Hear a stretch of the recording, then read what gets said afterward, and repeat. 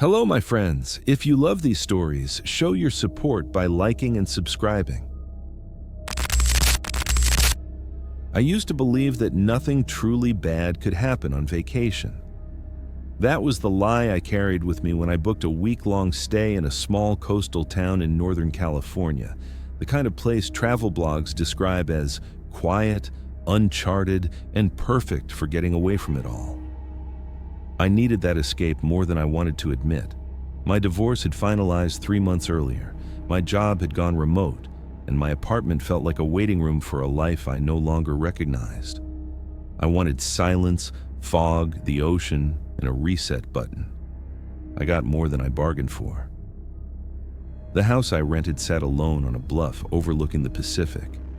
It wasn't part of a resort or even near other homes. The owner said that was the appeal. "You'll hear nothing but waves and wind," she told me over the phone. "People say it's the most peaceful sleep they've ever had." The first thing I noticed when I arrived was how wrong the silence felt. Not peaceful, heavy, pressurized, like the air itself was listening. The driveway wound through a stand of twisted cypress trees, their branches clawing at the sky. Fog rolled in low and thick, blurring the house until I was nearly on top of it. The place was older than the photo suggested. Gray wood, salt-stained windows, a porch that creaked under my weight. Still, it was clean, well-kept, and unlocked as promised. Inside, the house smelled faintly of damp wood and something metallic, like old coins. The furniture was sparse but intentional, as if someone had tried very hard to make the place feel neutral. No family photos, no personal touches, just landscapes on the walls, all of them coastal, all of them empty of people. I laughed it off. I'd been binging horror podcasts during the drive. My nerves were already primed. The first night passed without incident, though I slept poorly. I dreamed of standing on the beach below the house, calling out to someone I couldn't see. Each time I woke, the foghorn from somewhere offshore was blaring, long and mournful, shaking the windows. I told myself it was normal, that coastal towns had those, even if I hadn't seen one on the map. The second day, I explored town. It was smaller than I expected. One diner, one gas station, a bait shop, and a handful of weather-beaten buildings that might have once been stores. The people were polite but distant, like they'd learned not to ask questions. When I mentioned where I was staying, conversations stalled. "You mean the Bluff House?" the waitress asked, her hand freezing mid-pour. "Yeah," I said. "It's beautiful." She forced a smile that didn't reach her eyes. "Make sure you lock the doors at night." "From what?" I joked. She didn't answer, just walked away. I told myself it was local superstition. Every small town had its thing.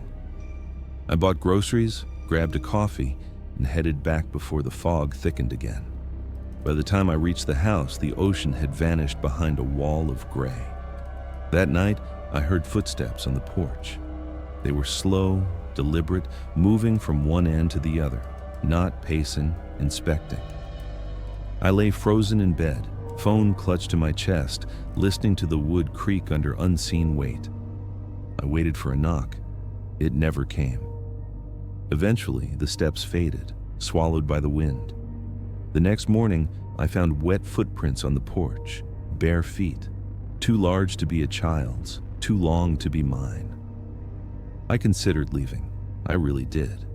But the rational part of my brain worked overtime. Maybe someone had wandered up from the beach. Maybe a hiker had taken shelter from the fog. I hadn't locked the porch gate. It was careless, not ominous. I locked everything that night. That's when the noises started inside the house. At first, it was subtle. A floorboard creaking in a room I wasn't in. A soft thump from the ceiling, like something settling. Old houses did that, especially near the ocean. I tried to ignore it, but around midnight, I heard breathing. Not mine. It came from the hallway outside my bedroom. Slow, wet, intentional. I didn't move, I didn't breathe. I stared at the door, waiting for the handle to turn. Instead, The breathing slid past, drifting toward the living room. The floorboards groaned under each step. When it stopped, the silence was worse. I didn't sleep after that. The following day, I called the owner. I told her about the footsteps, the noises, the footprints. There was a long pause on the line. "The house has character," she said carefully. "It's old. People aren't used to that anymore." "What about someone being on the property?" I asked. "No one goes up there," she said. "Not anymore." That should have been my final warning. That afternoon, I walked down to the beach. The path was steep and narrow, cutting through dense brush before opening onto a stretch of rocky sand. The tide was low, exposing dark pools between jagged stones. The fog hovered just offshore, like a wall waiting to move in. That's when I saw the writing. It was carved into the cliff face near the path, letters deep and uneven, as if done with a dull tool. "Stay in the house." I stared at it for a long time. It didn't feel like a prank. The edges were weathered, old. Older than the rental listing, older than me. That night the foghorn sounded earlier than usual, louder, closer. The lights flickered around 9, then went out completely. My phone still had signal, but no power. The house fell into darkness so complete it felt solid. I lit a candle and tried to distract myself with a book, but I kept hearing whispers, not words, just the suggestion of speech, like someone talking behind a wall. They came from everywhere and nowhere, swelling and fading with the wind. Around midnight, something knocked on the front door. 3 slow knocks. I didn't answer. They came again, louder this time. My phone buzzed in my hand. No signal bars, just one notification. Unknown contact. Why did you leave the house? My blood ran cold. I hadn't told anyone about the writing on the cliff. I hadn't even taken a picture. The knocking turned into pounding. The door rattled in its frame. The whispers grew louder, angrier, overlapping into a chorus that pressed in on my ears. I backed into the corner of the living room, clutching the candle like a weapon. Then, silence. The candle went out. In the pitch dark, I heard the door open. I don't know how long I stood there, paralyzed. Eventually, the foghorn stopped. Dawn crept in through the windows, pale and gray. The door was closed, locked. No sign it had ever been opened. But the sand on the floor told a different story. Wet, cold, leading from the door to the hallway, stopping just outside my bedroom. I packed my things at sunrise. I didn't care about refunds or explanations. I just wanted to leave. As I drove away, I passed the diner. The waitress was outside, smoking. "You stayed more than one night," she said, watching me like she'd been waiting. "Do people die up there?" I asked. She exhaled slowly. "People disappear." I didn't stop driving. I thought it was over when I reached the highway. I was wrong.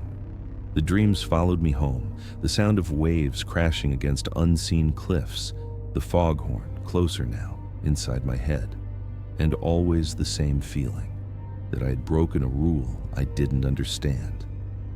3 weeks after I returned, I received a package. No return address. Inside was a key, heavy and cold, tagged with a familiar address, the Bluff House. Taped to it was a note, written in shaky handwriting. "You were safer inside." That was 2 years ago. I've moved twice, indicated that I've tried to outrun the unease that settled into my bones. But some nights when the world is quiet, I hear footsteps outside my door. Slow, deliberate, inspecting. And I know, with a certainty that makes my chest ache, that whatever lives on that bluff didn't like being abandoned. I still tell people it was just a bad vacation. That's the easiest way to explain why I don't fly anymore, why I won't stay in rentals that aren't attached to a hotel lobby, and why I keep my phone on even when there's no signal bar showing. The truth sounds unstable, even to me. But I know what happened, and I know it didn't end when I came home. It was supposed to be a reset, That's what I told my friends, my boss, and myself. I'd just turned 32, burned out at a job I hated in Columbus, Ohio, and recently single in the kind of quiet, humiliating way where nobody cheats or yells. They just stop caring. I booked a solo vacation because I wanted silence that didn't feel like loneliness.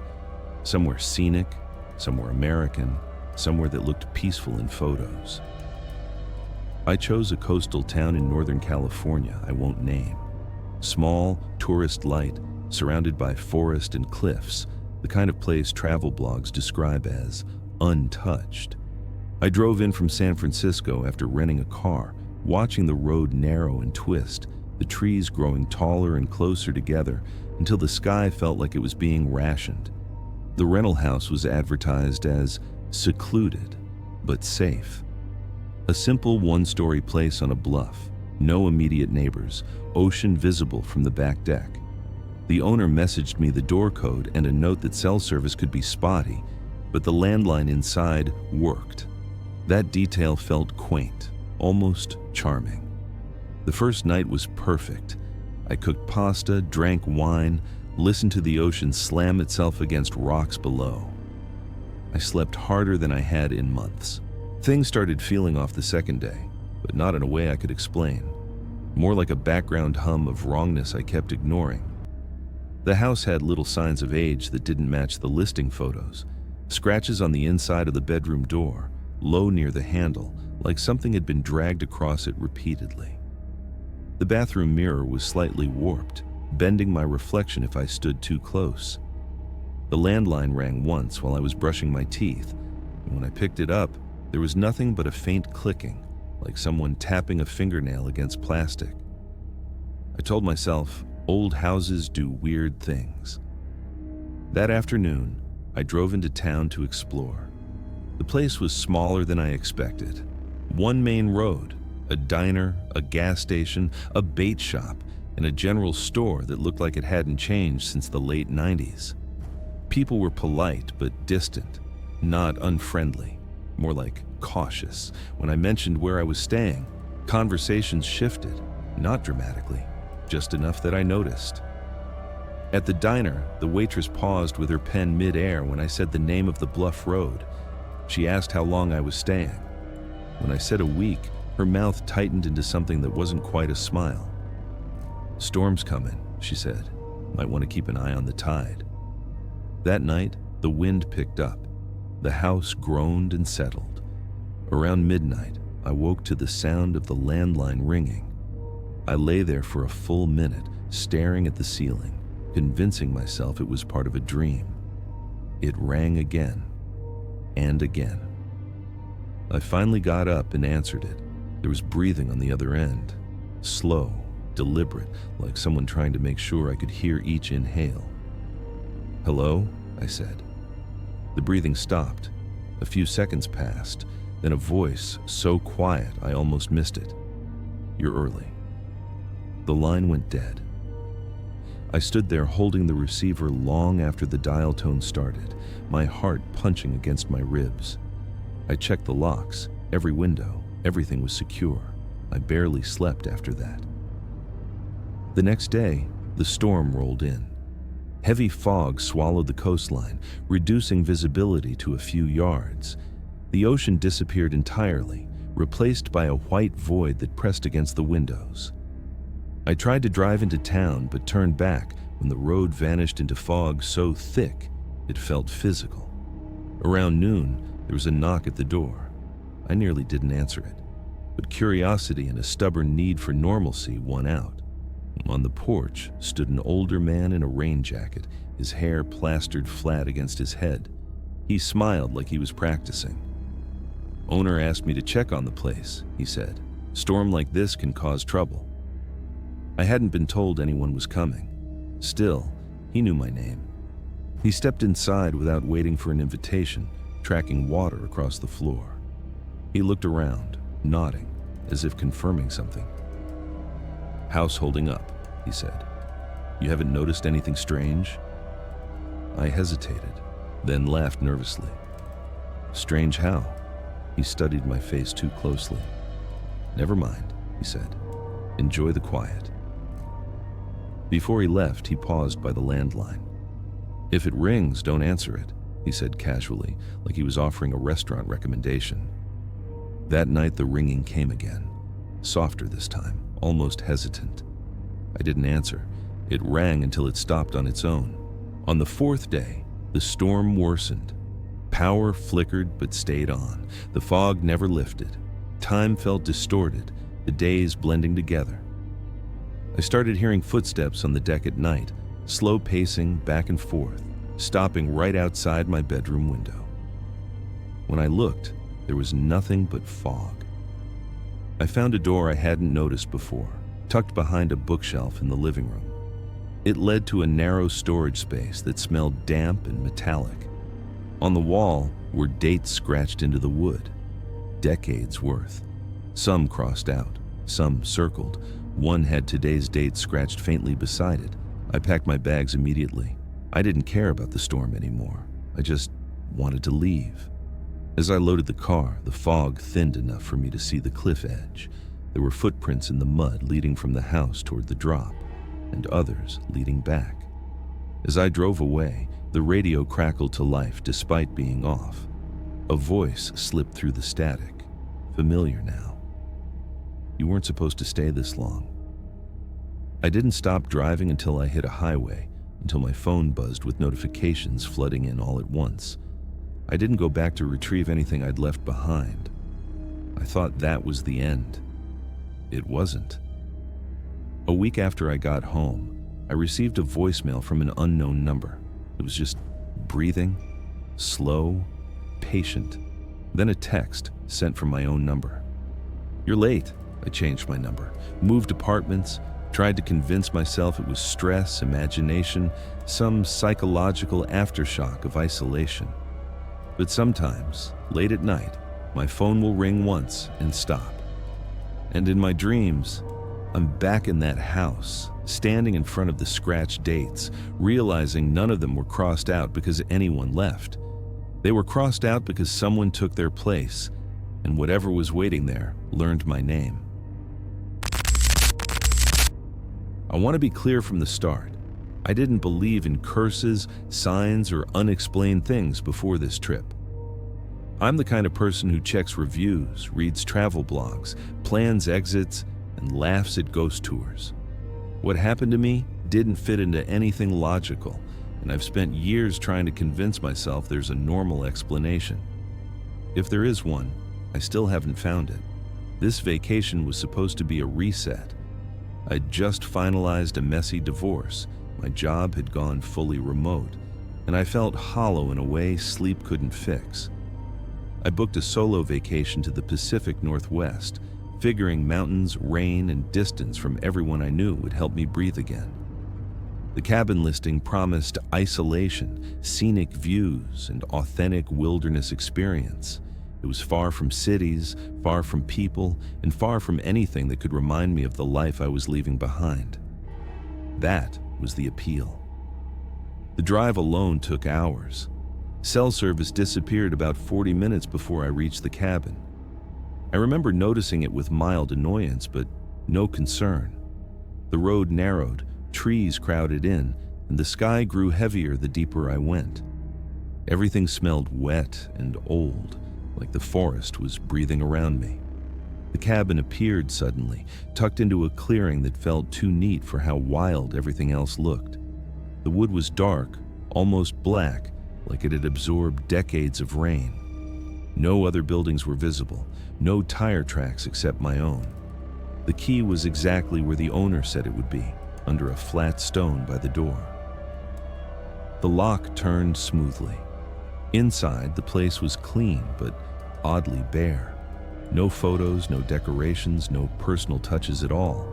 Just furniture, dishes, and a guest book on the small dining table.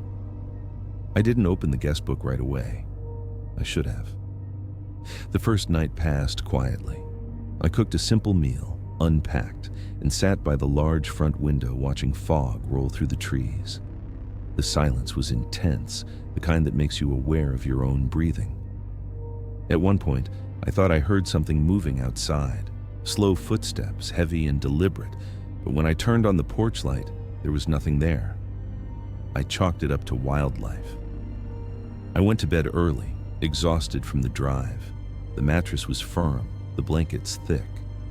I slept hard, but my dreams were strange. Disjointed images of paths that kept looping back on themselves, doors that opened into rooms I'd already been in, voices calling my name from far away. I woke just before dawn, heart racing, convinced someone had been standing beside the bed. No one was there. The second day was when things started to feel wrong. I went hiking along a trail marked on the map provided in the cabin. The map was old, printed on yellowed paper, but I didn't think much of it. The trailhead was only a short walk away, marked by a wooden sign with faded lettering. I followed it for hours, enjoying the quiet, until I noticed something unsettling. The trees began to look familiar, not similar, identical. The same twisted trunk with a split down the middle, the same fallen log covered in pale green moss, the same cluster of rocks shaped like broken teeth. I was certain I'd already passed them. I checked my GPS, but it wouldn't load without service. I tried taking photos, thinking I could compare them later, but the photos didn't save. My phone showed blank thumbnails. I turned back, certain I'd made a wrong turn somewhere. After nearly an hour of walking, I ended up back at the same wooden sign. My panic was brief but sharp. I told myself trails loop. Forests can disorient you. I took a deep breath and followed a different branch. The same thing happened again. By the time I finally stumbled back to the cabin, it was late afternoon, and my nerves were shredded. The cabin felt wrong when I returned. Too quiet, too still, like it was waiting. I noticed the front door was slightly open. I was sure I had closed it. Inside, nothing looked disturbed, but the guest book on the table was open, flipped to a page I hadn't seen before. There was an entry written in neat, careful handwriting. I thought being alone would fix me too. I felt a chill crawl up my spine. I hadn't written that. I hadn't even opened the book yet. I flipped back through the pages. Every entry was from a different person, different handwriting, different dates spanning decades. But the stories shared a pattern. People came here to escape something. People got lost on the trails. People wrote about feeling watched, followed, mirrored. Some entries ended abruptly. Some had notes scribbled in the margins, frantic and uneven. He knows when you're thinking about leaving. Don't sleep after the third night. If you hear yourself calling your name, don't answer. I slammed the book shut and laughed out loud, trying to shake the fear. Someone was messing with guests, a long-running prank. That had to be it. That night, I heard knocking. Not loud, not urgent, just a slow, steady knock on the front door. I froze on the couch, staring at the door, every instinct screaming not to move. The knocking continued, spaced evenly, patient. Finally, it stopped. I didn't open the door. I didn't sleep much. On the third day, I decided to leave. I packed quickly, my movements sharp and tense. The forest outside felt closer than before, the trees leaning inward. When I reached my car, I noticed something that made my stomach drop. The road was gone, not blocked, not washed out, gone. Where the gravel road had been, there was only dense forest, trees growing thick and close, like the road had never existed at all. I walked back and forth, searching for any sign I was mistaken. Tire tracks, flattened grass, anything. There was nothing. I ran back to the cabin, panic boiling over. I grabbed the map, but it didn't make sense anymore. Trails ended abruptly. Landmarks weren't where they should be.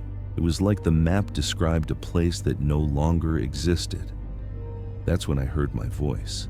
It came from the trees, just beyond the clearing, calling my name. It sounded exactly like me. Same tone, same cadence, same slight hitch I get when I'm nervous. I covered my ears, heart pounding, repeating no under my breath. The voice kept calling, growing closer, more insistent.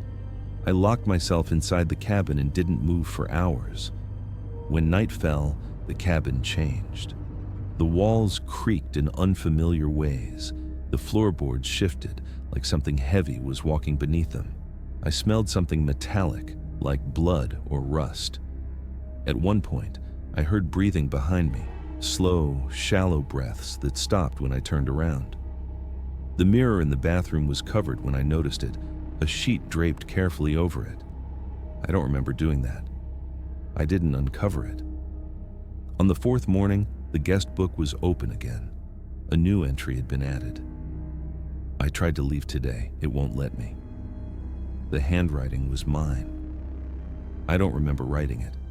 That was when I started to understand. The cabin wasn't just a place, it was a process. It watched you. It learned you. It reflected you back at yourself until the boundaries blurred.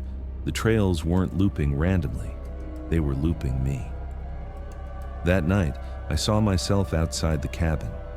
I noticed movement through the window and looked out, expecting an animal. Instead, I saw a figure standing at the edge of the clearing. It was me.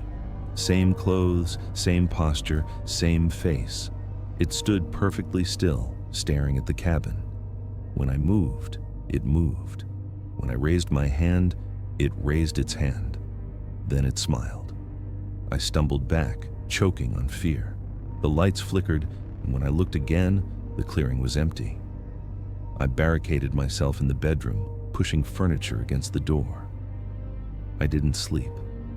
I listened to footsteps circle the cabin, sometimes stopping right outside the bedroom wall. In the early hours of the morning, I heard the bedroom door creak open. I hadn't moved anything. The thing that stepped inside wasn't a perfect copy anymore. Its movements were slightly off, like it was remembering how to be human. Its eyes were wrong, too focused, too hungry. It spoke in my voice. "You can rest now." I don't know how I found the strength to run. I bolted past it, out the front door, straight into the forest. Branches tore at my skin. Roots tripped me. I didn't care where I was going as long as I was moving away. The forest shifted around me, paths opening where none had been before. I ran until my lungs burned, until the air changed, until I saw something impossible. The road. I burst out of the trees and onto gravel, collapsing onto my knees, sobbing with relief. My car was there, exactly where I'd left it. The cabin was nowhere in sight. I drove without stopping until I hit a town, then another, then a highway. I didn't look back. When I returned home, I told myself it was exhaustion, isolation, stress. I threw away my hiking boots, deleted the booking emails, and tried to forget. It almost worked. A month later, I found the guest book in a box I don't remember packing. It was open to the last page. A new entry waited, written in careful handwriting. He made it out. For now. I don't take vacations anymore. I don't go anywhere remote. And sometimes when I'm alone at night, I hear someone outside my door breathing softly, patiently, like it knows I'll open it eventually.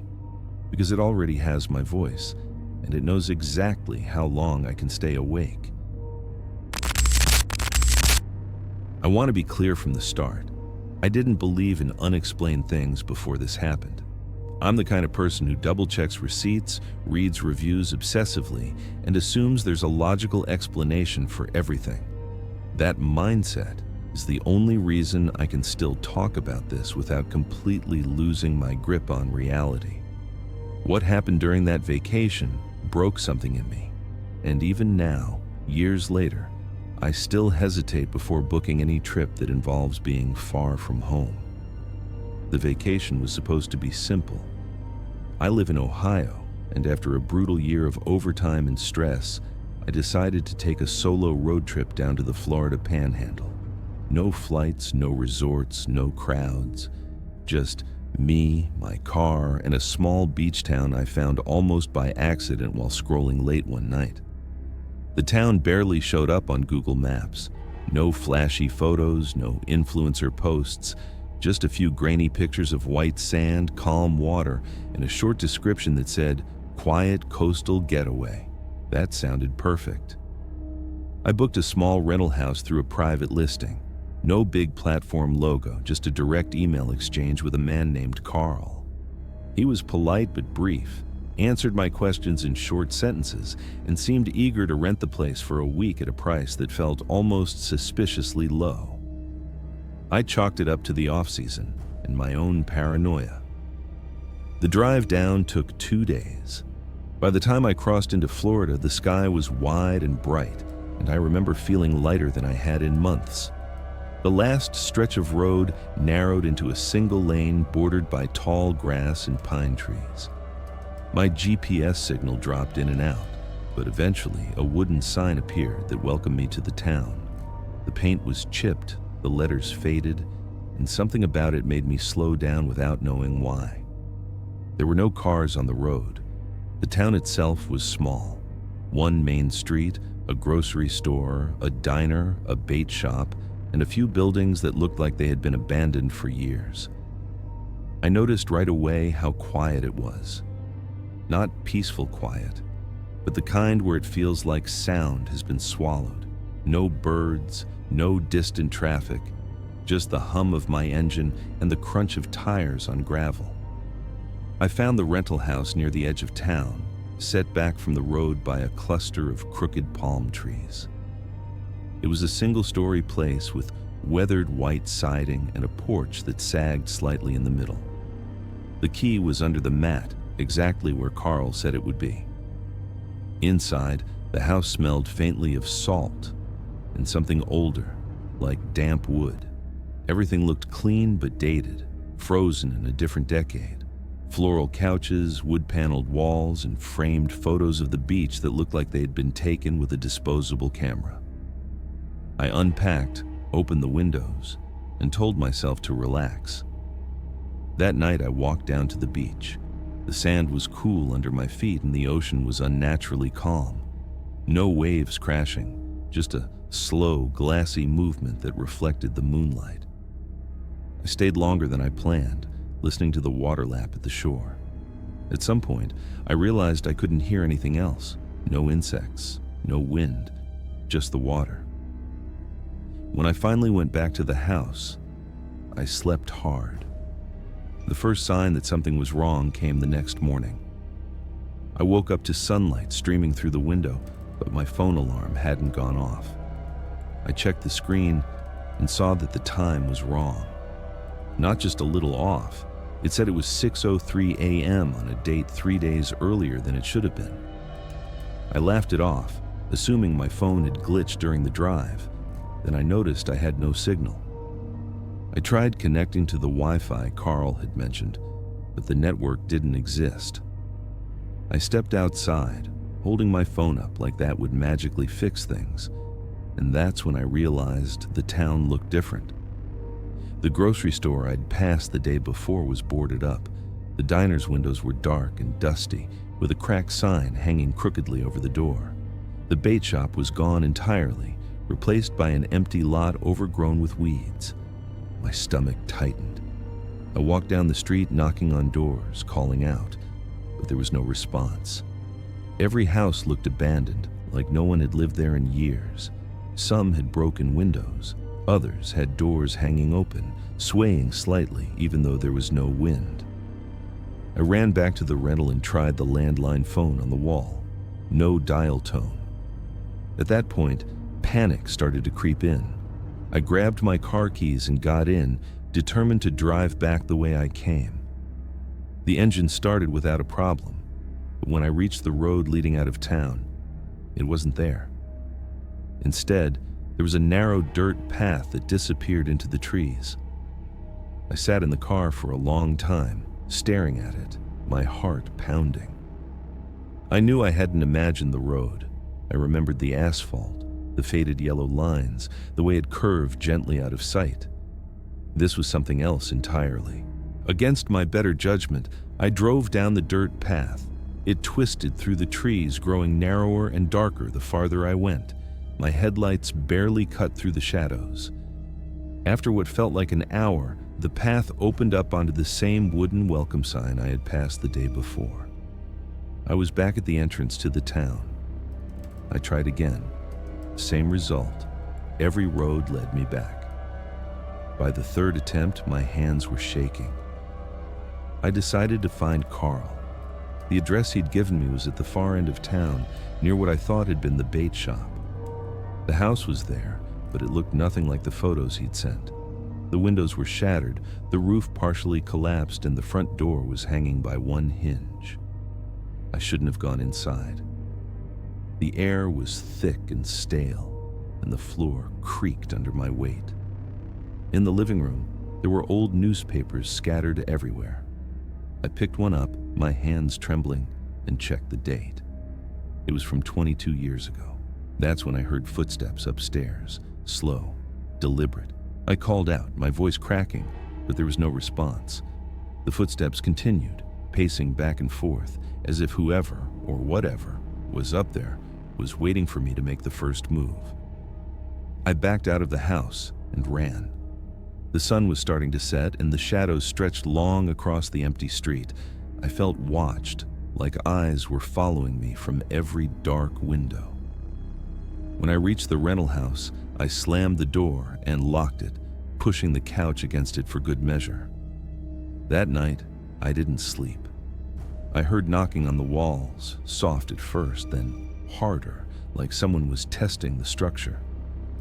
I heard voices too, muffled and distant, calling my name even though I was certain I hadn't told anyone in town who I was. At one point, I heard a car engine outside, followed by the sound of tires on gravel. When I looked through the window, the street was empty. The next morning, I found something on the porch. It was my suitcase, the one I'd unpacked and left in the bedroom. Inside, my clothes were folded neatly, but at the bottom was something I didn't recognize. A stack of photographs. Every single one showed me, sleeping, walking on the beach, sitting on the porch. Some were taken from angles that would have been impossible unless someone had been inside the house with me. On the back of the top photo, written in shaky handwriting, were the words, "You stay when you arrive." That's when I understood something terrible. This town wasn't abandoned, it was waiting. Over the next 2 days, or what I think were days, I tried everything. I burned furniture to create smoke, hoping someone would see it. I wrote messages in the sand along the beach. I screamed until my throat was raw. Each night, the noises got closer. I started seeing people at the edge of town. They stood just beyond the tree line, watching. They didn't move, didn't speak. Their faces were blurred, like they were out of focus no matter how close I got. On what I believe was the fourth night, the power came on. The lights flickered to life, the fridge hummed, and the TV turned on by itself. A local news broadcast filled the screen.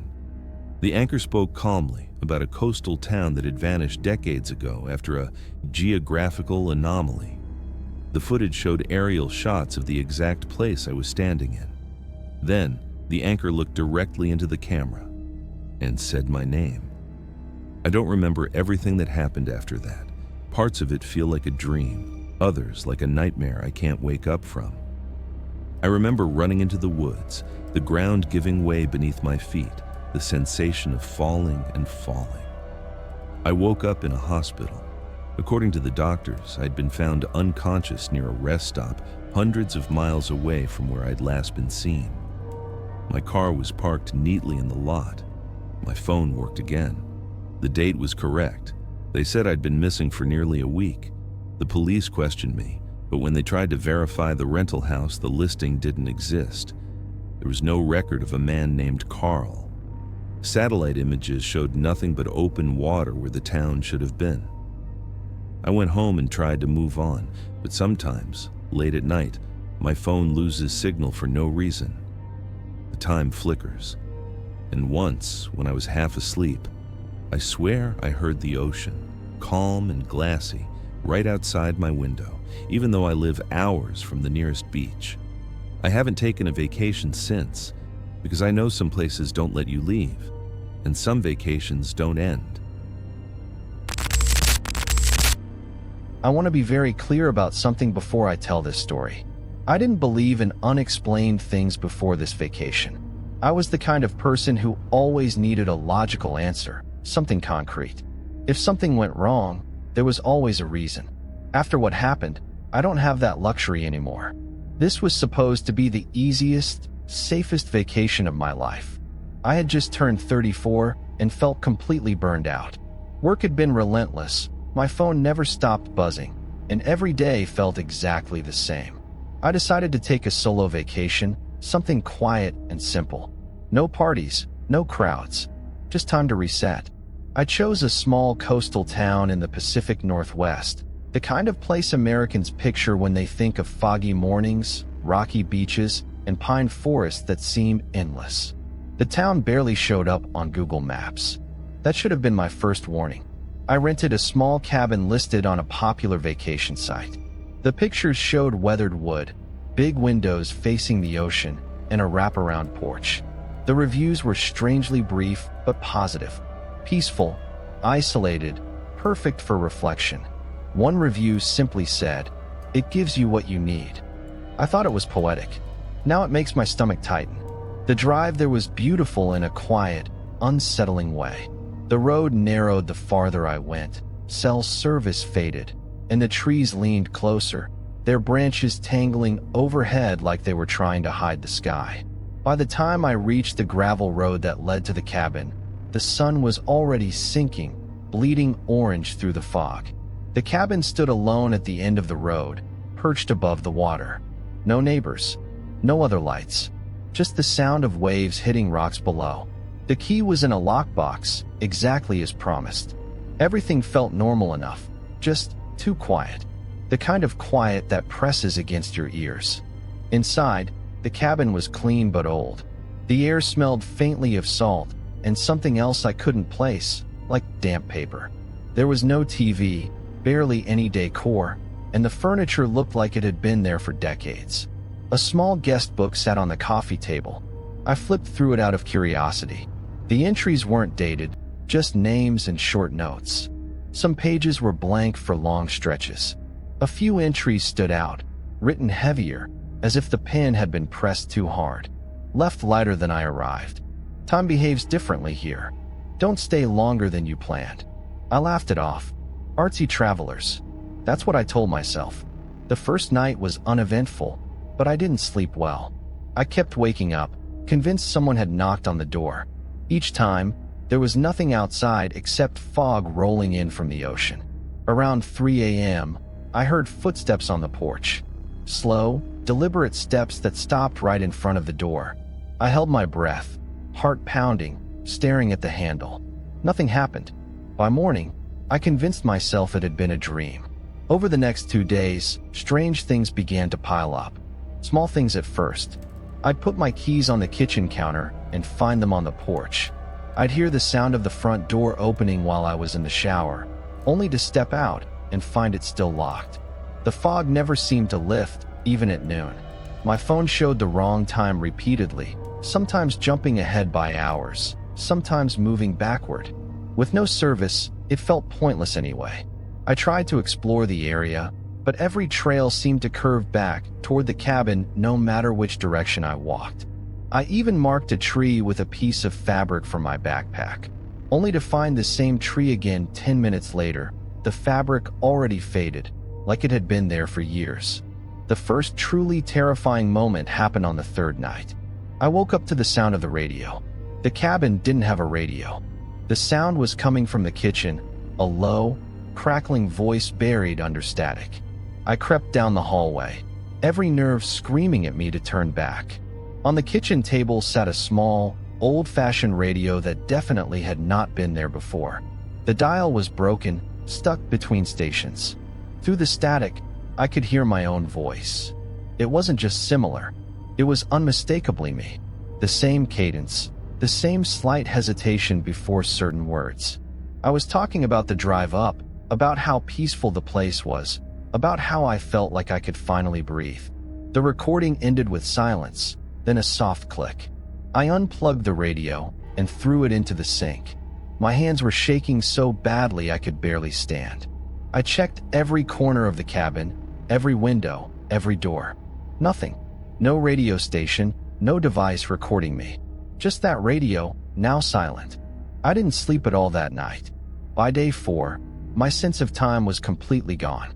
I tried keeping track by marking lines in a notebook, but I'd wake up to find extra marks I didn't remember making. Sometimes the sun would rise twice. Sometimes it wouldn't set at all.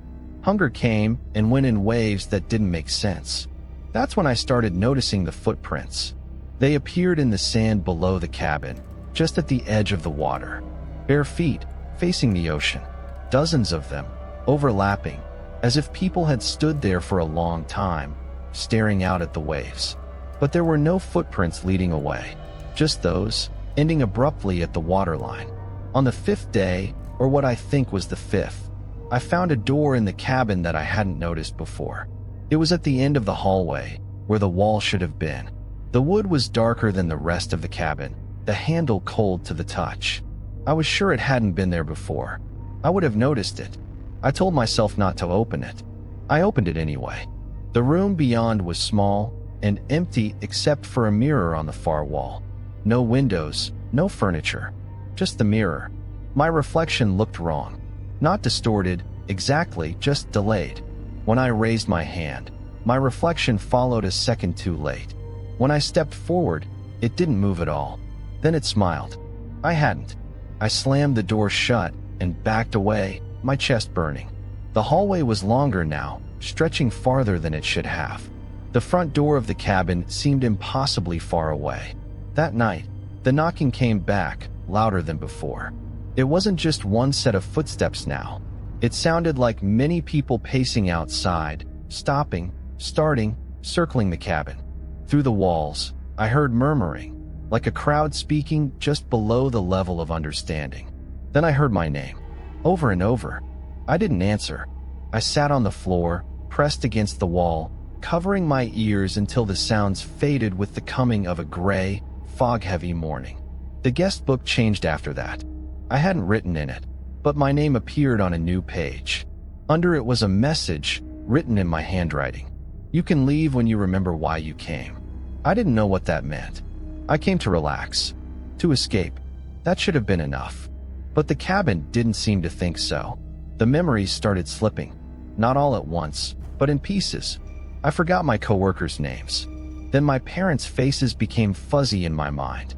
I struggled to remember the city I lived in.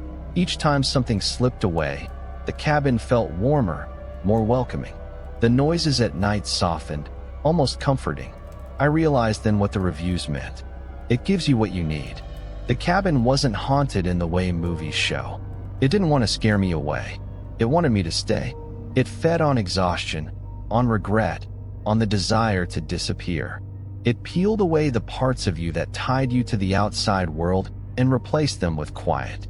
I don't know how long I might have stayed if not for the storm. The ocean changed that night. The waves rose unnaturally high, slamming against the rocks below with a force that shook the cabin. Wind howled through the trees, bending them until I thought they would snap. The power went out, though I don't remember there ever being power to begin with. In the chaos, the front door burst open. Fog poured inside, thick and heavy, carrying the smell of salt and rot. Shapes moved within it, silhouettes that looked almost human but wrong in subtle ways. Too tall, too thin, joints bending at strange angles. They didn't rush me. They just stood there, waiting. One of them stepped forward, and I recognized my own face staring back at me. Not a reflection this time. A version of me that looked rested, calm, empty. It spoke without moving its mouth. You don't have to go back. Something inside me snapped. Maybe it was fear or anger or the last stubborn piece of myself refusing to vanish. I ran. I pushed past them, through the fog, down the path toward the road. Hands brushed my arms, my shoulders, trying to guide me back, but they didn't grab. They never forced. They didn't have to. The road was there this time. Solid. Real. I didn't look back. I don't remember the drive out. I remember stopping at a gas station hours later, shaking so badly the clerk asked if I needed help. My phone suddenly had service again. dozens of missed calls. Days had passed, more than I thought. When I got home, I tried to report the cabin. The listing was gone. The town barely existed online. Satellite images showed nothing but forest where the road should have been. Here's the worst part. I didn't leave empty-handed.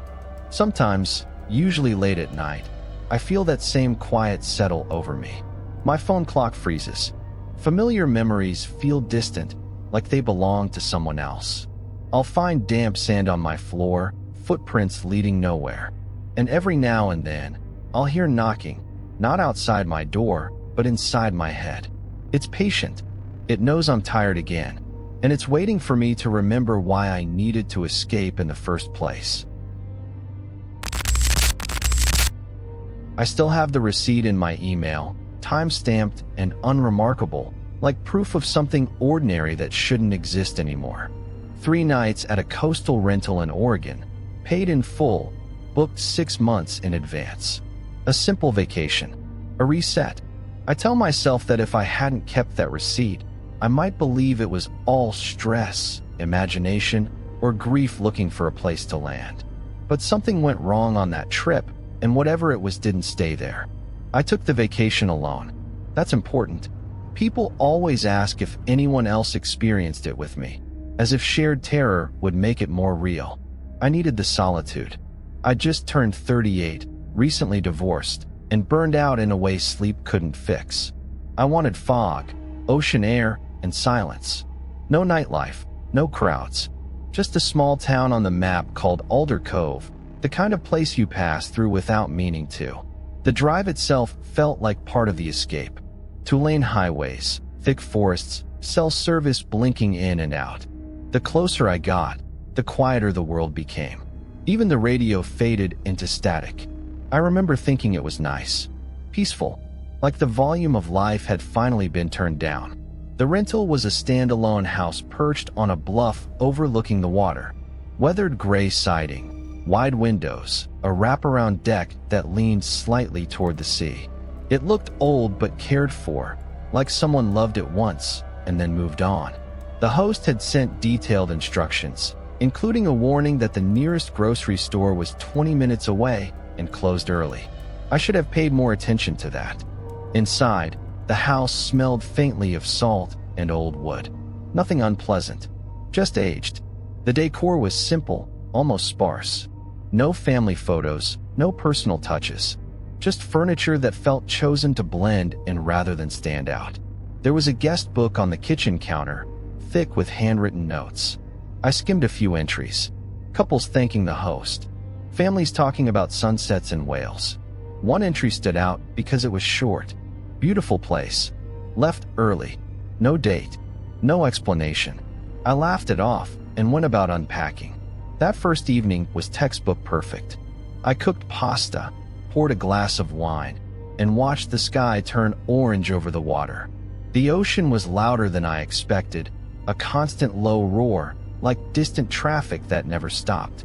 By the time I went to bed, I felt relaxed for the first time in months. I woke up at 2:17 a.m. I know the time because the clock by the bed was glowing red, bright in the darkness. I hadn't woken from a dream. There was no grogginess, no confusion. My eyes snapped open as if someone had called my name. At first, I didn't move. I listened.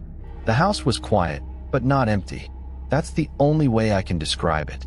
There was a sense of something being present, not in a ghostly way, but like the awareness you get when someone is standing just outside your line of sight.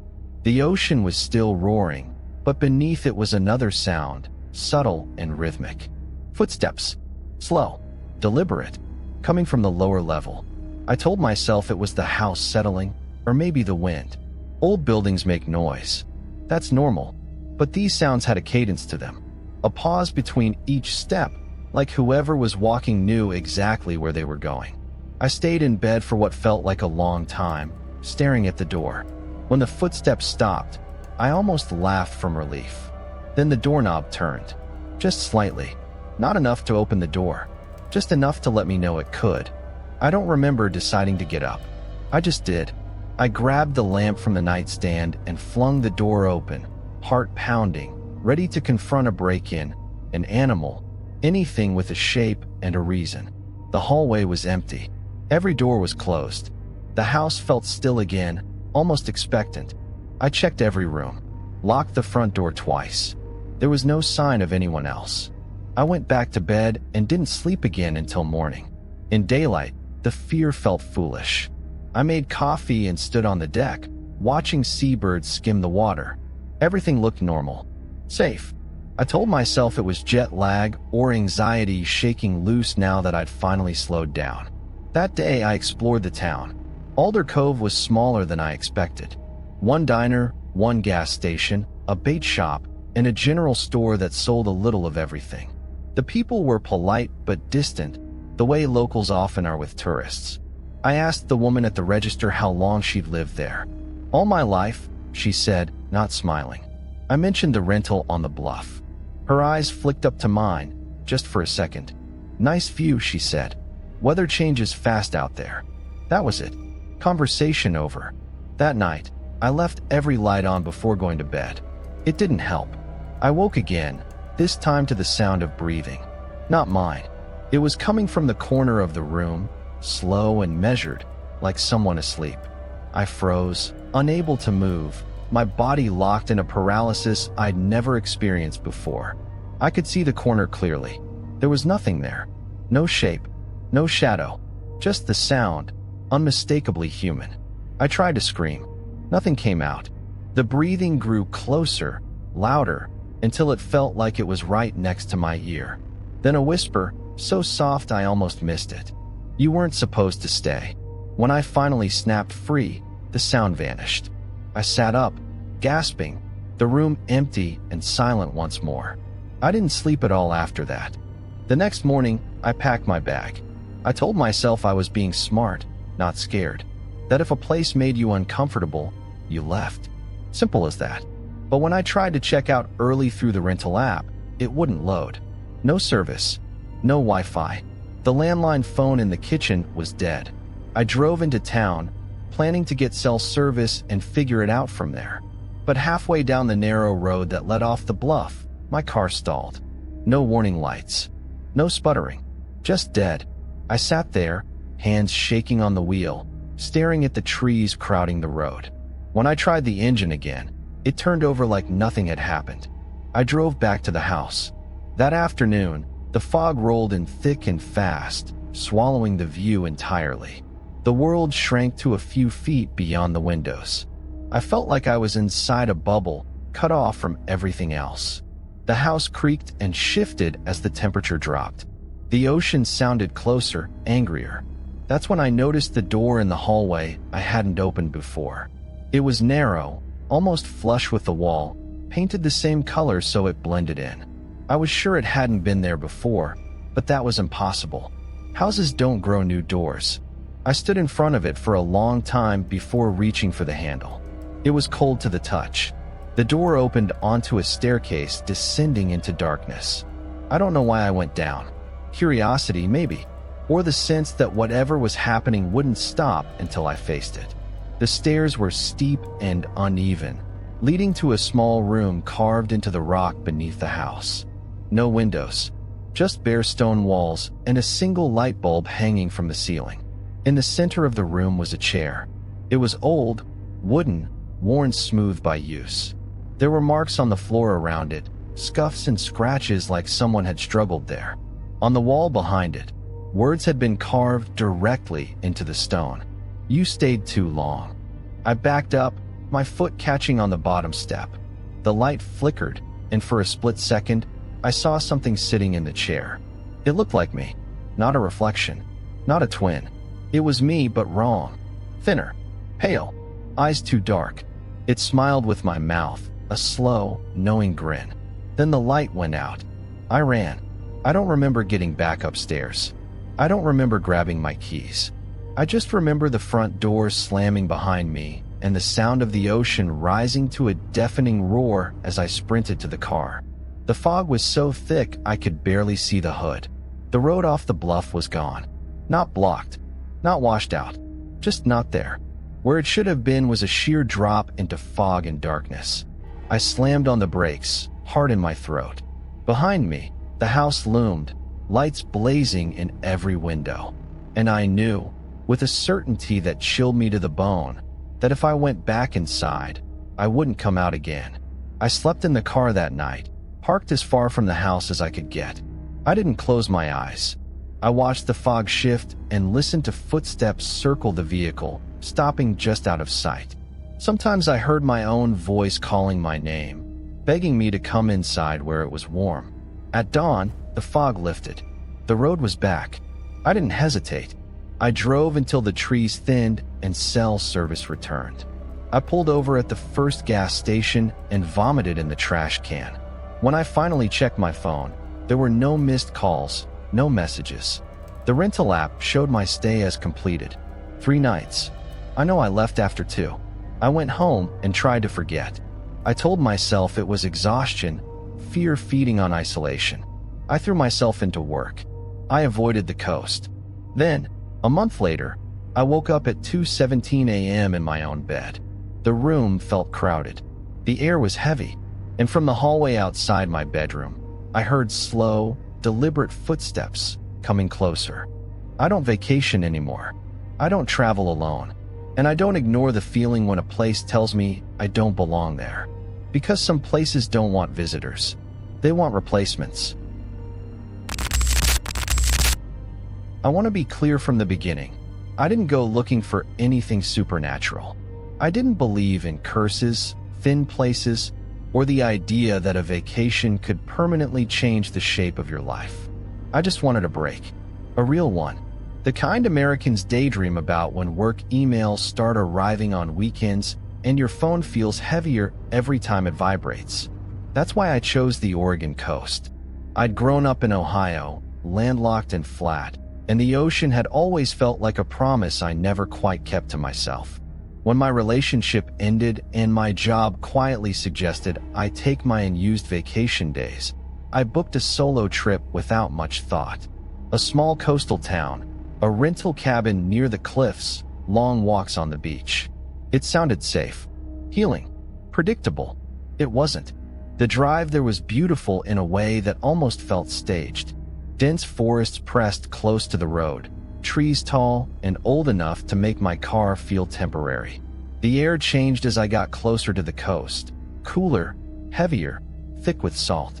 By the time I reached the town, the sun was already low, staining the sky in soft pinks and bruised purples. The cabin was exactly what the listing promised. Weathered wood, a wraparound porch, and a view of the ocean so close it sounded like breathing. No neighbors in sight, just trees behind me and cliffs ahead. I remember smiling as I unloaded my bags, thinking this was exactly what I needed.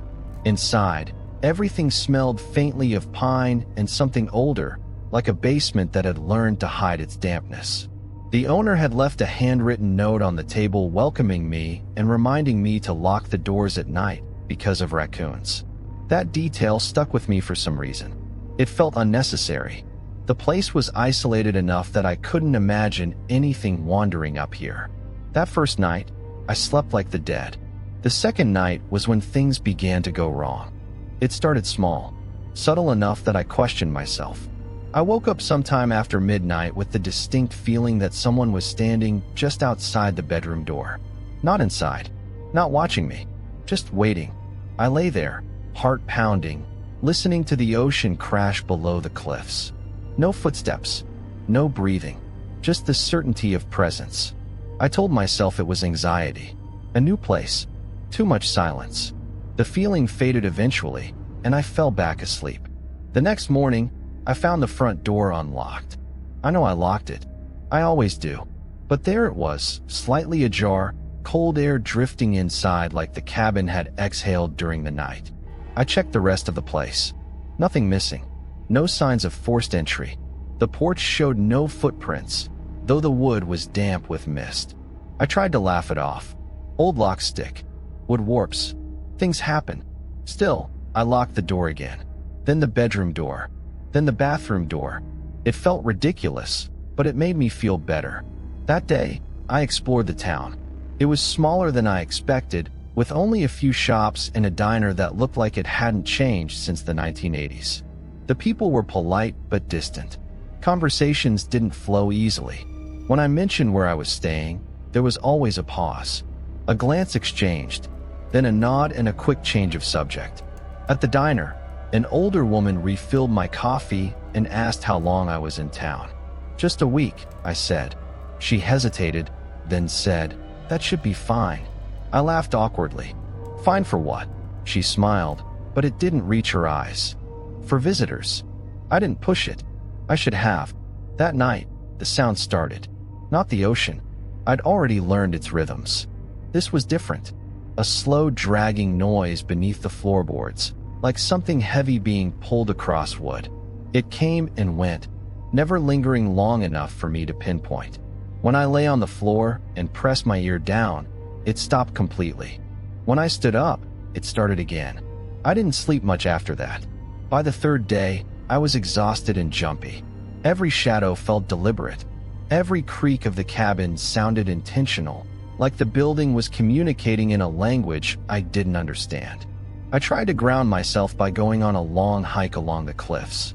The trail was narrow, hugging the edge in a way that made my stomach twist. The ocean below was restless, dark, and endless. Halfway down the trail, I noticed something strange.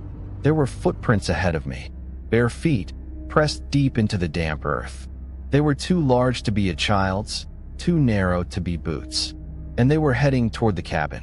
I followed them without thinking. Each step made my pulse quicken. The prints stopped abruptly at the edge of the cliff, toes hanging just over the drop. No sign of where they came from. No sign of where they went. I stood there longer than I should have, staring at the ocean, waiting for something to explain itself. Nothing did. That night, I heard knocking. 3 slow knocks on the front door. I froze in bed, staring at the dark ceiling. The knocks came again, louder this time. Deliberate. Patient. I didn't answer. A part of me wanted to call out, to ask who was there, but the silence between the knocks felt wrong. Heavy. Expectant. Like whatever was outside already knew I was awake. The knocking stopped. I waited for footsteps. For retreat. For anything. Instead, I heard the sound of the door handle turning. The locks held. I didn't sleep at all after that.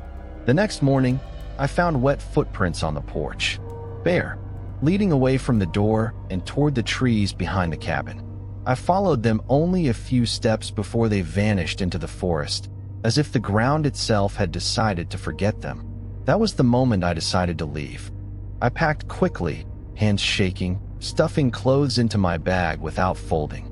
I didn't care about checking out early or getting my money back. I just wanted distance. As I loaded the car, I noticed something carved into the side of the cabin near the door. Shallow, old marks I hadn't seen before. They looked like tally marks. Dozens of them. Some faded, some fresh. I got in the car and drove. I didn't make it far. About 10 minutes down the road, my phone lost signal.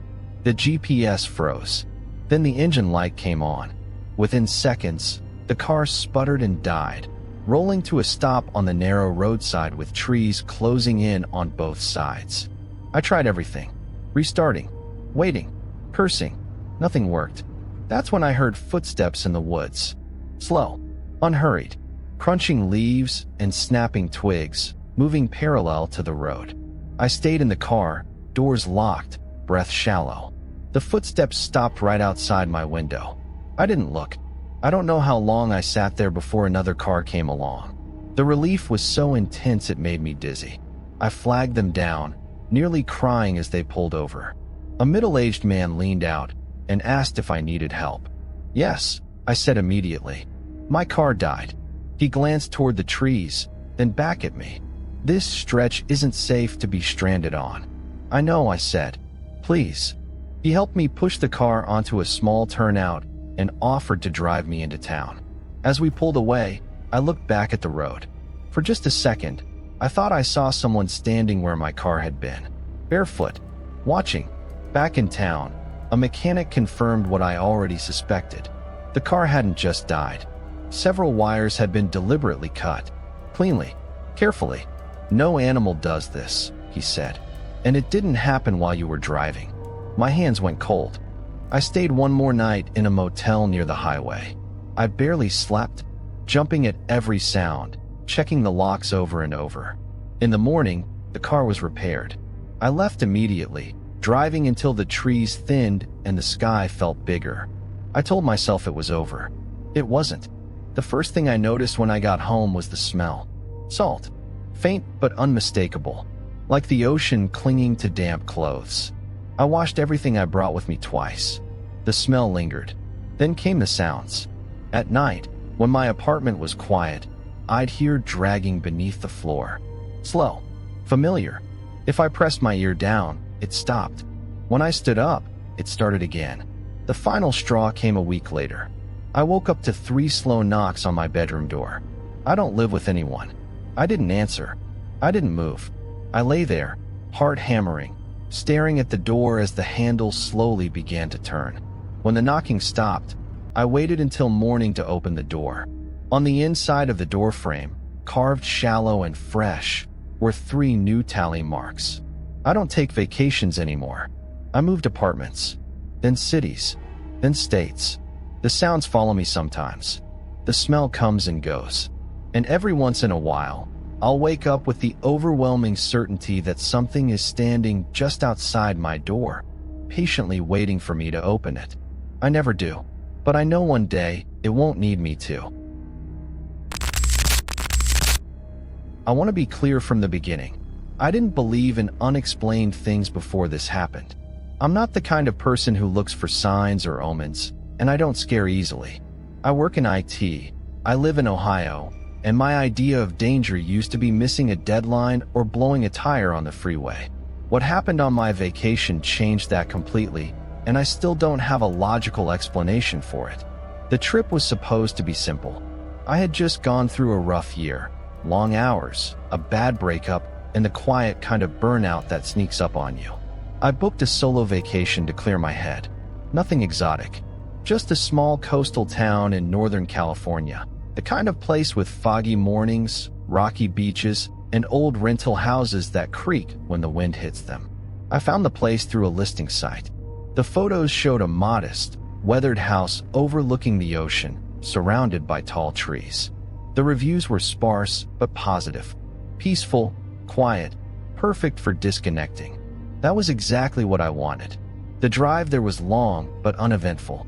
As I got closer, the road narrowed and twisted through dense forest. My GPS signal dropped in and out, but I didn't think much of it.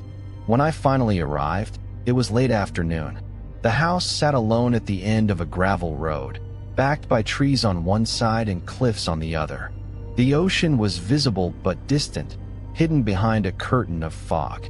The first thing I noticed was how quiet it was. Not peaceful quiet, empty quiet. No birds, no distant traffic, no whine through the trees. Just silence. I remember standing there with my car door open, waiting to hear something, anything.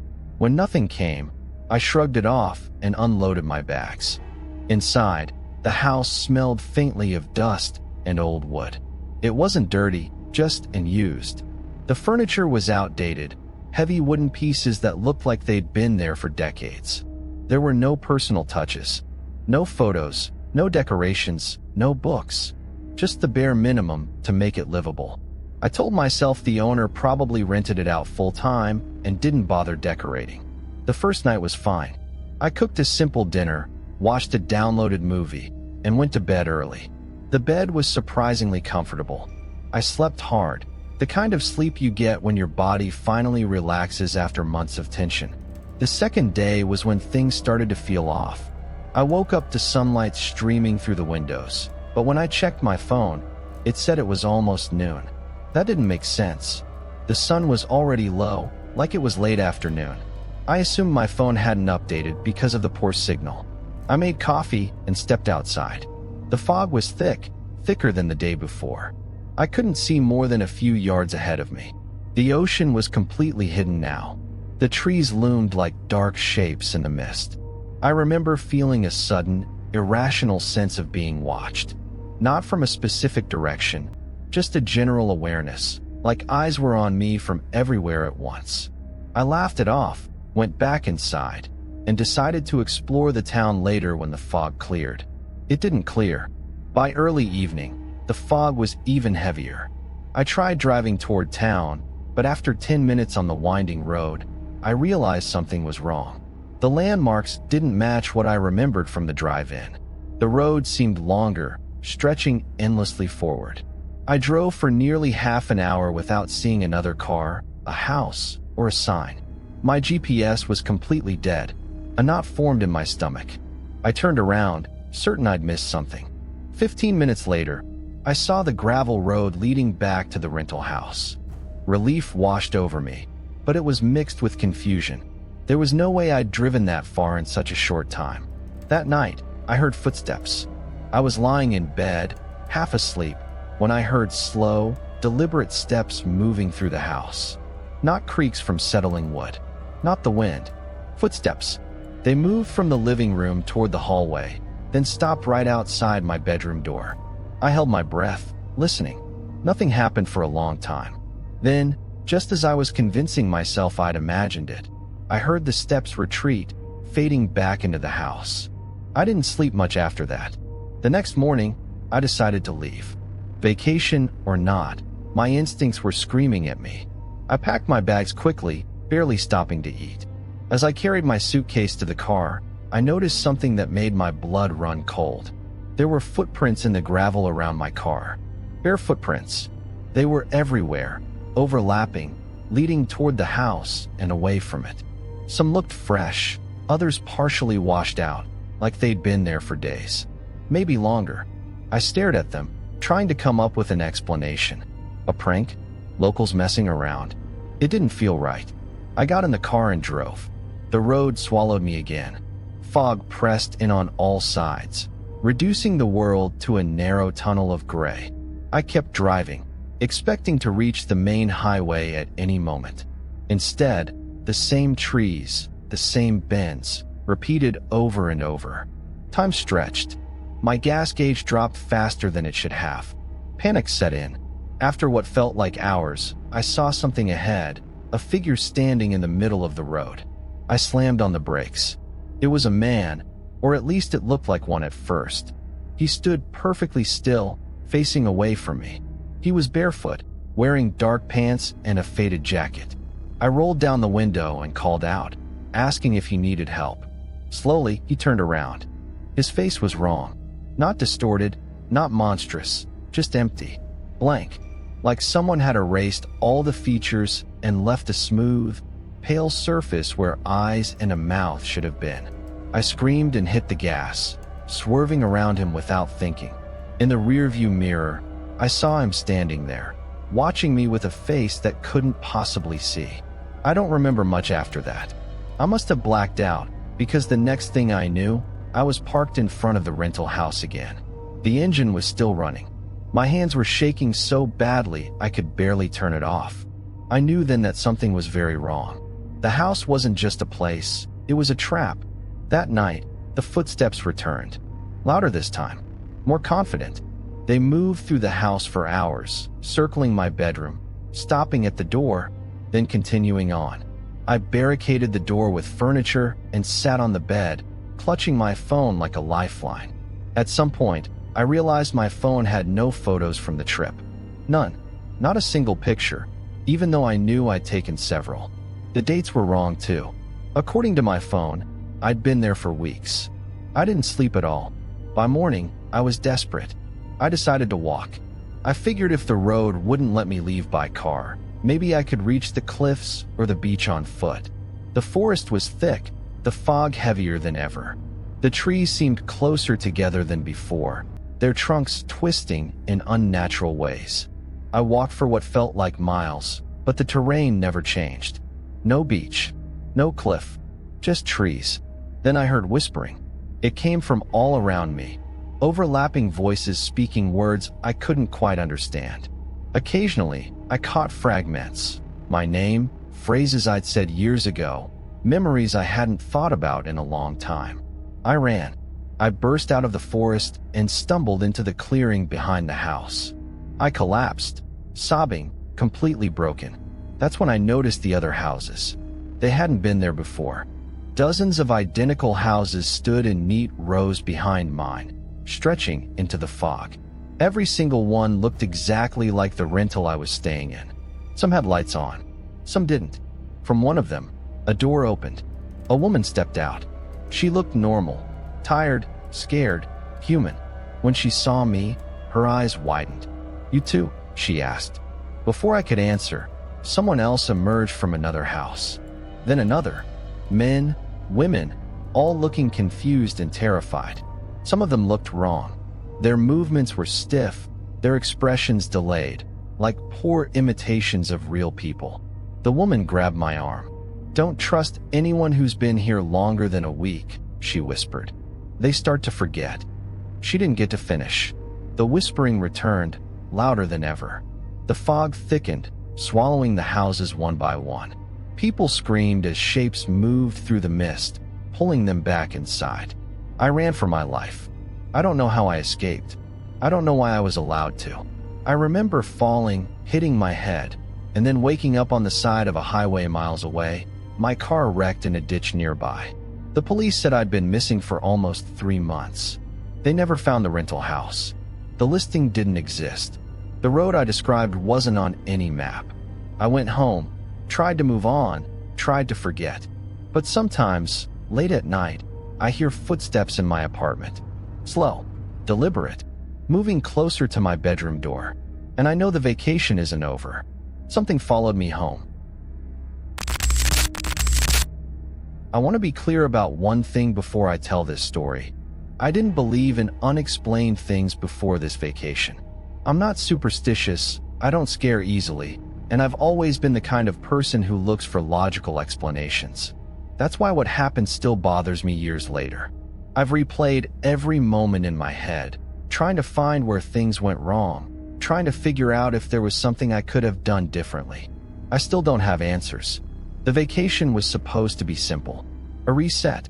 I had just gone through a messy breakup, my job was burning me out, and I needed to get away from everything familiar. I chose a small coastal town in Oregon, the kind of place most people drive past without noticing. It wasn't touristy. No big hotels, no crowds. Just cliffs, forests, gray water, and quiet. That was exactly what I wanted. I rented a small house through a local listing, not a big platform. The owner's name was Martin.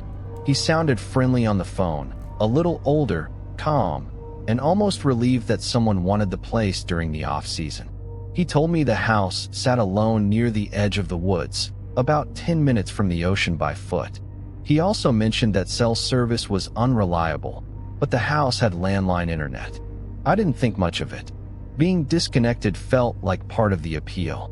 The drive there took longer than expected. The last hour was nothing but winding roads through dense trees. The forest felt heavier the farther I went, like the sunlight was being swallowed before it could reach the ground. When I finally saw the mailbox with the house number, I felt a strange wave of relief, like I'd been holding my breath without realizing it. The house itself looked normal enough. Old, but well kept.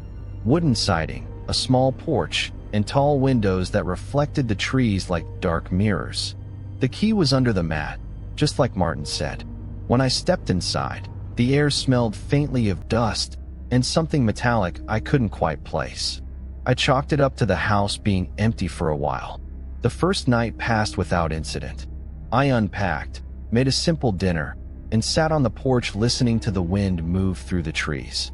It was quiet in a way I wasn't used to. No traffic, no distant sirens, no neighbors. Just the forest and the occasional sound of something moving far off in the dark. I slept deeply, the kind of sleep that only comes when exhaustion finally catches up to you. Things started to feel wrong the next morning. I woke up to the sound of footsteps outside. At first, I thought it was my imagination or maybe an animal. But the sound was steady and deliberate, moving back and forth along the side of the house. I stayed still, listening. After a few seconds, it stopped. I waited longer, but nothing else happened. When I looked outside, there was no one there. No footprints in the dirt, no broken branches. The forest stood perfectly still, as if it had never been disturbed. I tried to shake it off. I made coffee, ate breakfast, and decided to walk down to the beach. The path Martin mentioned was narrow and partially overgrown, like it wasn't used very often. As I walked, I noticed something odd. There were markers nailed to some of the trees. Not trail markers. They looked old, weathered, and carved with simple symbols I didn't recognize. Slashes, circles, and shapes that didn't form letters. I told myself they were probably old property markers or some kind of local art. Still, I felt uneasy the farther I went. The forest seemed to close in around the path, the trees leaning inward like they were listening. The beach was empty when I reached it. Gray waves rolled in under a heavy sky, and the wind carried a low, constant moan. I walked along the shoreline for a while, letting the cold air clear my head. For a moment, I felt calm again. Normal. When I turned back, I realized something that made my stomach drop. The path I had taken was gone. I stood there, staring at the edge of the forest. From the beach, it all looked the same. Trees, underbrush, shadows. I walked along the tree line, searching for the opening I remembered. After several minutes, I found something that looked close enough and stepped into the woods. Almost immediately, I knew I'd made a mistake. The forest felt different away from the path. The air was colder, thicker. Sound seemed muted, like it was being absorbed by the trees. I walked for what felt like 20 minutes, trying to follow what I thought was the right direction. Every time I thought I recognized something, a fallen log, a bend in the ground, it would turn out to be wrong. That's when I heard my name. It was quiet, almost a whisper, but it was unmistakable.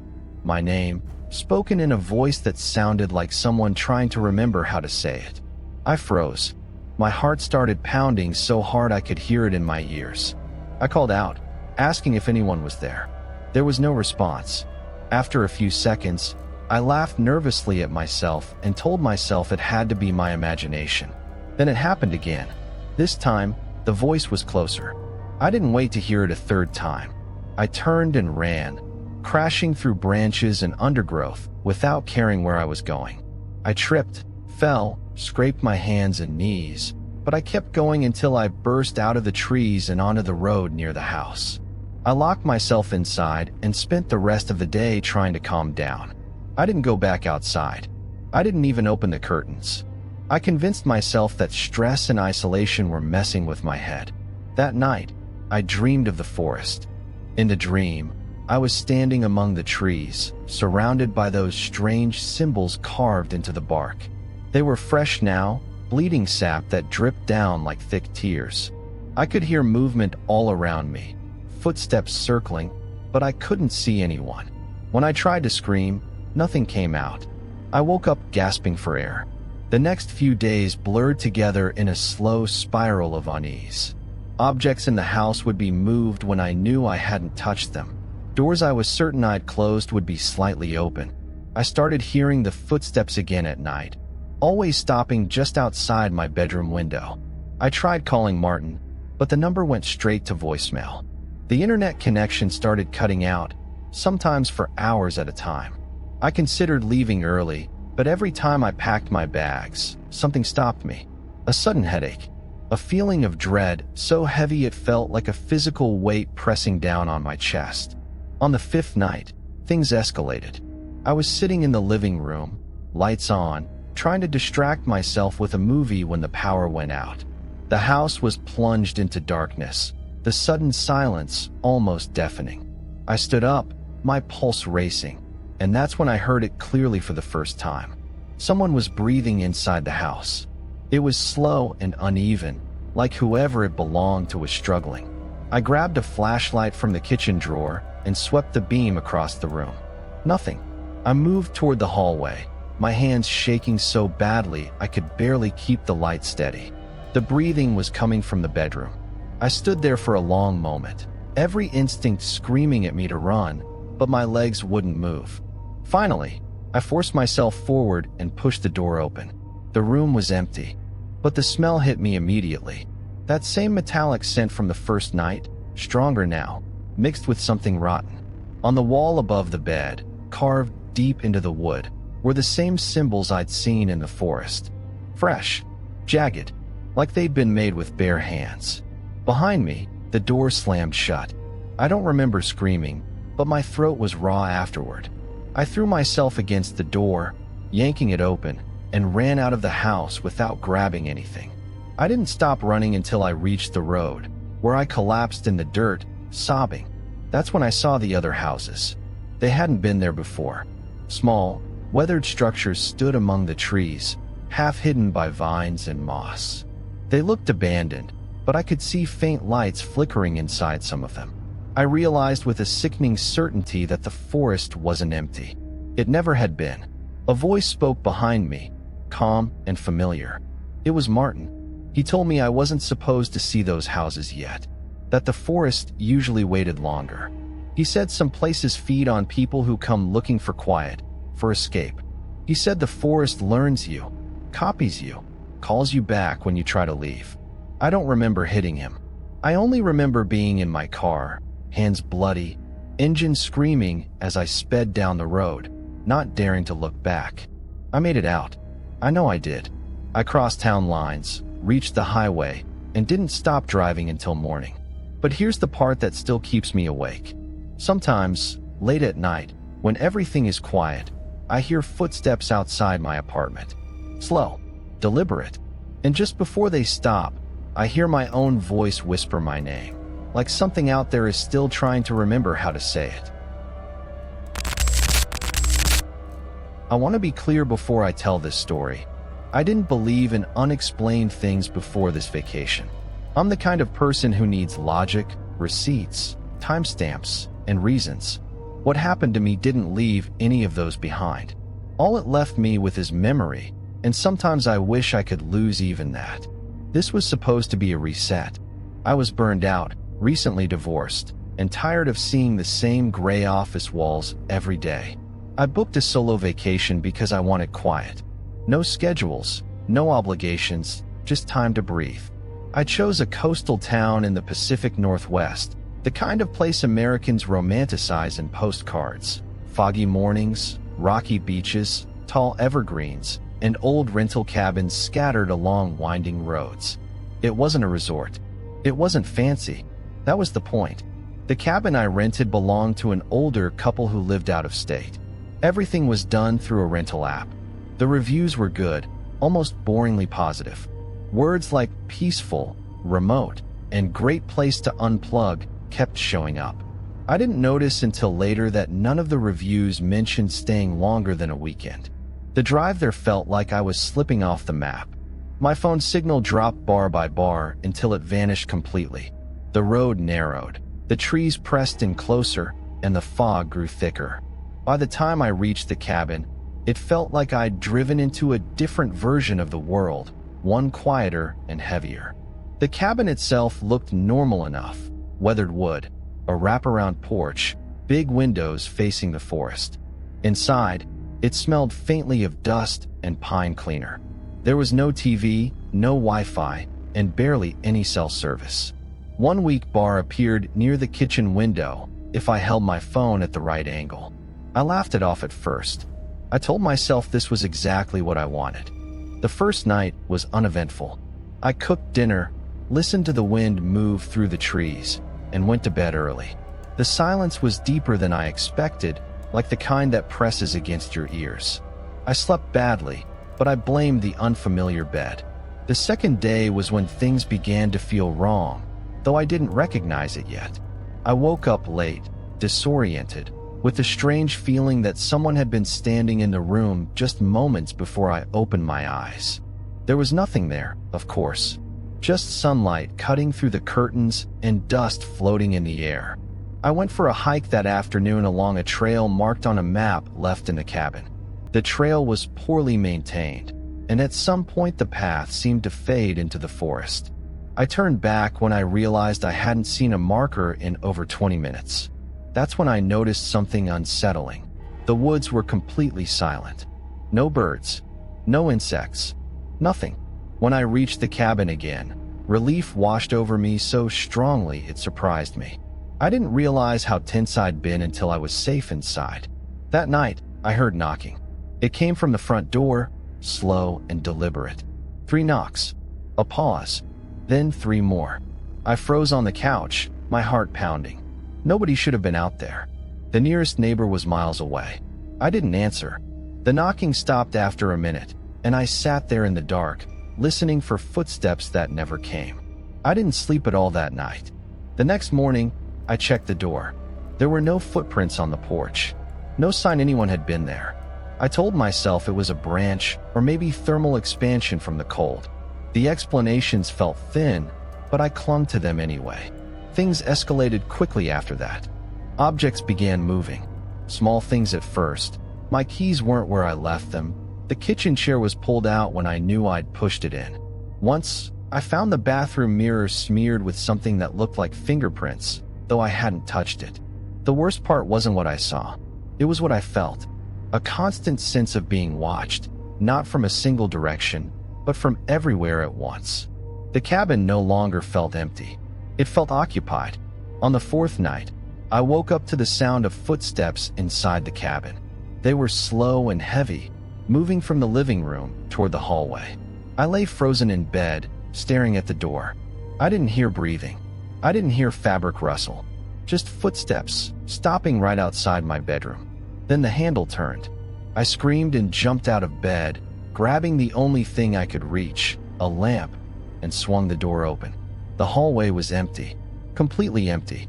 That was when I noticed something that made my stomach drop. There were muddy footprints on the floor. They led from the front door to my bedroom, and then they stopped. No return trail. Just gone. I packed my bags immediately. I didn't care that it was the middle of the night. I didn't care about losing money. I just wanted out. I threw everything into my car, hands shaking so badly I dropped my keys twice. When I turned the ignition, the engine wouldn't start. I sat there in the driver's seat, crying, trying again and again until the battery finally died.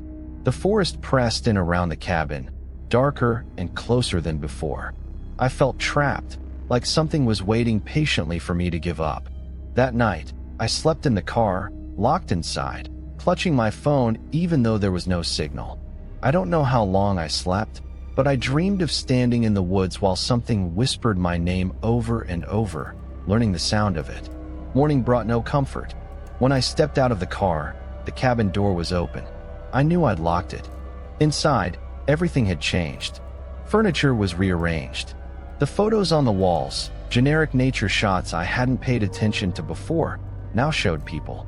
Families standing in front of the cabin. Couples smiling on the porch. In every photo, there was something wrong. Someone blurred. Someone half hidden behind a tree. Someone staring directly at the camera with an expression that made my skin crawl. One photo showed a woman standing alone on the porch. It was me. I don't remember taking it. The clothes matched what I'd worn the day before. The timestamp written faintly on the back of the frame was dated 2 days in the future. That's when I understood something was deeply, fundamentally wrong with this place. I ran. I didn't follow the road. I didn't think. I just ran into the forest, branches tearing at my arms, my lungs burning. I ran until I collapsed. When I looked up, I was standing on the same trail I'd hiked days earlier, facing the cabin again. No matter which direction I went, I always ended up back there. Time stopped behaving normally after that. Days passed, or maybe hours. I stopped trusting the sun. I stopped trusting my own memories. Sometimes I'd wake up inside the cabin without remembering going back. Sometimes I'd find food cooked that I hadn't prepared. Sometimes I'd hear my own voice speaking from another room, saying things I didn't remember saying. The cabin wasn't haunted in the way movies portray. There were no ghosts floating through walls. It was worse. The place was learning me, watching me, practicing being me. The final night, or what felt like the final night, I woke up to see myself standing at the foot of the bed. It looked exactly like me. Same face, same scars, same terrified eyes. It smiled in a way I never would. "You can go now," it said. "I've got it from here." I don't remember leaving the cabin. I don't remember the drive. The next thing I knew, I was standing at a gas station miles away, barefoot, covered in scratches, my car parked neatly beside me. The clerk asked if I was okay. I told him I'd gotten lost hiking. He nodded like he'd heard that answer before. When I got home, everything seemed normal. Too normal. Friends said I looked rested. lighter, like I'd finally gotten the break I needed. But things have been wrong ever since. I'll catch my reflection smiling when I'm not. I'll find photos on my phone that I don't remember taking, of places I don't recognize. Sometimes, late at night, I feel the urge to book another vacation, to return to that town, to that cabin. And the scariest part is this. Part of me wants to go back. Not because I'm curious, because I'm not entirely sure I'm the one who escaped. Thanks for watching. Like, comment, and subscribe for more.